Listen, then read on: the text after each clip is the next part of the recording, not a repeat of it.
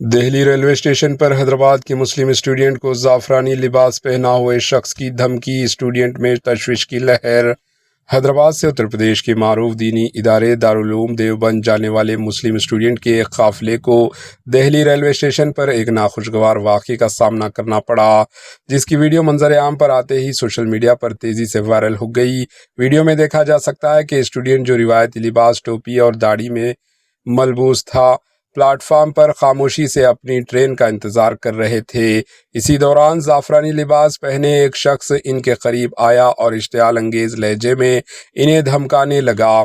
اس نے گائے کے حوالے سے سخت جملے کہتے ہوئے جان سے مارنے کی دھمکی بھی دے دی۔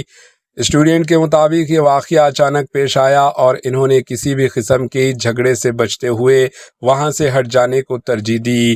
ویڈیو شیئر کرتے ہوئے انہوں نے اسے کھلے اشتعال انگیزی قرار دیا اور دیگر اسٹوڈنٹ کو متحد رہنے کا مشورہ دیا، خاص طور پر وہ افراد جو مختلف ریاستوں سے ایگزامز دینے کے لیے سفر کر رہے ہیں۔